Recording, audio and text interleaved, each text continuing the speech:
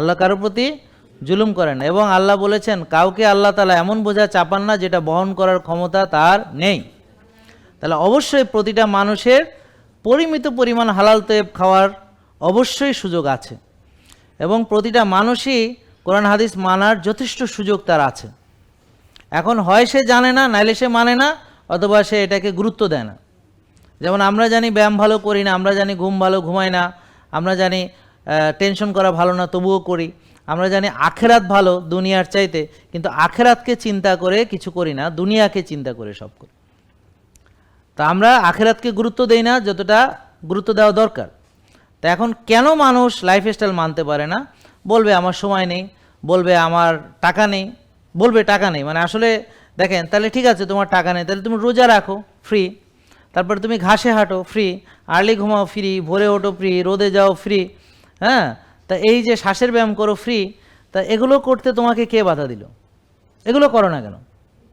তারপর তুমি ওই যে সয়াবিন তেল খাও তাতে টাকা লাগে না, তুমি যে 6 বেলা খাও তাতে টাকা লাগে না, তুমি যে সকালে রুটি খাও তাতে টাকা লাগে না, আবার ডাল খাও, আবার ডিম খাও, আবার দুধ চা খাও, আবার একটু পরে আবার নাস্তা করো তাতে টাকা লাগে না, আবার দুপুরে খাও ভাত ডাল মাছ মাংস তাতে টাকা লাগে না, আবার বিকেলে খাও তাতে টাকা লাগে না, আবার রাত্রে খাও তাতে টাকা লাগে না, ঘুমানোর আগে খাও। তুমি এত খাইতে পারো, এখন এসে তুমি গরিব হয়ে গেলা?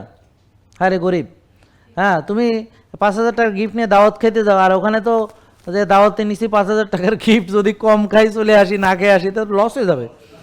হ্যাঁ, তো লস পূরণ করতে সেখানে বুফেতে যায় সমানে খাইতে আসো।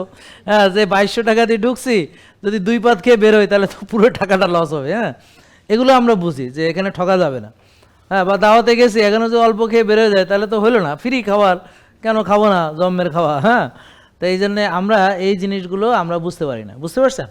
তাহলে এই কোরআনের আয়াত যদি সত্য হয় যে আল্লাহ কারো প্রতি জুলুম করেন না, অবশ্যই সত্যি। আল্লাহ কারো প্রতি এমন বোঝা চাপান না যেটা বহন করার শক্তি তার নেই, তাহলে এটাও সত্যি। তাইলে আল্লাহর দেওয়া নিয়ম মানা সবার সামর্থ্য আছে। যারা বলে নাই তারা ইবলিসের ধোকায় পড়েছে। জেকে লাইফস্টাইল, ওষুধ মুক্ত সুস্থ জীবন।